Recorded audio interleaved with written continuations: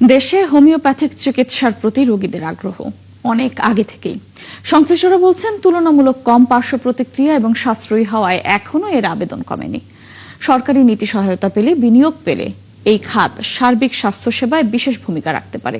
ঐতিহ্যবাহী চিকিৎসা পদ্ধতি নিয়ে হিমেল মাহবুবের ধারাবাহিক প্রতিবেদনের প্রথম পর্ব আজ।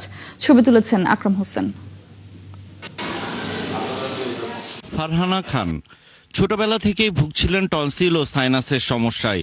অনেক বছর ধরে চিকিৎসার পর এবার তিনি এসেছেন হোমিওপ্যাথিক হাসপাতালে। বছরের পর বছর ধরেই খাওয়া হচ্ছিল অ্যালোপ্যাথি, তারপরে এই যে হোমিও 6 মাস ধরে মোটামুটি আগের চেয়ে অনেক ভালো। রাজধানীর সরকারি হোমিওপ্যাথিক মেডিকেল কলেজ ও হাসপাতালে প্রতিদিন আউটডোরে 4 থেকে 500 রোগী সেবা নেন। মাত্র 10 টাকার টিকিট কেটে ডাক্তার দেখানো এবং ওষুধ সবই মিলছে এখানে।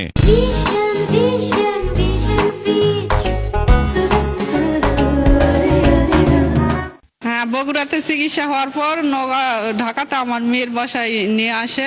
আমার কাজ হয়েছে দেখে মেরে নিয়ে আসছে। আমি প্রথমবার 10 টাকা দিয়ে টিকিট নিয়েছি, তারপরে আর আমার টাকা নেয় নাই। লোকের কাছে শুনছি জায়গার ওষুধ নাকি ভালো, ওই জন্য আসি। কাশির লেগে রাত্রে ঘুমাইতে পারি না। আমি ব্যথার উপকার পাচ্ছি আল্লাহর রহমতে। হাসপাতালটির পরিসংখ্যান বলছে 2024 সালে এখানে সেবা নিয়েছেন 52,867 জন। 2025 সালে তা বেড়ে 65,394 জন। আগের বছরের চেয়ে রোগী বেড়েছে প্রায় 12,000-এর মতো। এবছর মে মাস পর্যন্ত বহির্বিভাগে সেবা নিয়েছেন 18,000-এর বেশি রোগী। হাসপাতালের জনবলের প্রায় ধরতে গেলে 80% জনবল নাই। এই যা আছে তাই দিয়ে জোড়াতালি দিয়ে কাজ চালানোর মতো চলতেছি আমরা। সংশ্লিষ্টদের দাবি, অপেক্ষাকৃত কম পার্শ্ব প্রতিক্রিয়া হওয়ায় দিন দিন রোগীদের আগ্রহ বাড়ছে হোমিওপ্যাথির উপর। টোটাল যে non communicable disease, communicable disease আছে, সবগুলির মধ্যে 80% চিকিৎসা হোমিওপ্যাথিক দিয়ে সম্ভব। অল্প টাকায় মানুষের সামর্থ্যের মধ্যে এবং অনেক জটিল রোগ কিন্তু ট্রিটমেন্ট করে এখানে সম্ভব। আমাদের এই কলেজে যদি ডেভেলপমেন্ট হয়, আরও বাংলাদেশে যদি মনে করেন এরকম প্রত্যেকটা বিভাগে একটা করে মেডিকেল কলেজ স্থাপন করা হয়, সেক্ষেত্রে আরও বাংলার মানুষ আরও বেশি বেশি সেবা পাবে। দেশে একমাত্র সরকারি এই মেডিকেল কলেজে প্রতি বছর 50 জন করে শিক্ষার্থী BS/MS কোর্স শেষ করছেন। এছাড়াও ডিপ্লোমা কোর্সের জন্য 66টি বেসরকারি হোমিওপ্যাথিক কলেজ রয়েছে। দীর্ঘদিন বিধির একটা অভাব ছিল, সেই বিধিটা প্রস্তুত হয়েছে, আমার অলরেডি গেজেট আকারে সেটা প্রকাশ হয়েছে। সুতরাং সরকার আমাদের যদি যথাযথ পদক্ষেপ নেওয়া হয়, তাহলে আমার নিয়োগ প্রক্রিয়াটা করা সম্ভব আমি মনে করি। দেশে উচ্চশিক্ষার ব্যবস্থা না থাকায় অনেকে পার্শ্ববর্তী দেশ থেকে ডিগ্রি আনছেন, সুনামের সাথে দিচ্ছেন সেবাও। হোমিওপ্যাথি মেডিসিন আমরা আরো অ্যাডভান্স লেভেলে রিসার্চ করে বের করছি যে মেশিন দিয়েও আমরা হোমিওপ্যাথি মেডিসিন বডির উপরে ইউজ করতে পারি, যেটাতে আরো রেজাল্ট ভালো আসতে পারে।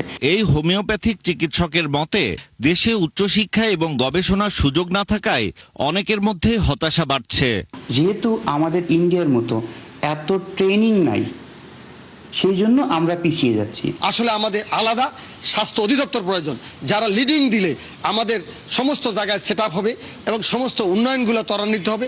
বাংলাদেশ সহ বিশ্বের প্রায় 100টি দেশে হোমিওপ্যাথিক চিকিৎসার চর্চা হয় এবং 50টি দেশে আইনগতভাবে বৈধতা দেয়া হয়েছে। বিশ্বব্যাপী সমাদৃত ও চিকিৎসা বিজ্ঞানের স্বীকৃত হোমিওপ্যাথির উপর দিন দিন নির্ভরতা বাড়ছে বাংলাদেশেও। কিন্তু সরকারের পর্যাপ্ত নীতি সহায়তা ও বিনিয়োগের অভাবে সার্বজনীন হতে পারছে না এই চিকিৎসা ব্যবস্থা। আছে যথেষ্ট সুযোগ, সেই সাথে পেশাগত উৎকর্ষতার ঘাটতিও। তাই এই খাতে বিশেষ নজর দেওয়ার দাবি খাত সংশ্লিষ্টদের। হিমেল মাহবুব, 71, ঢাকা।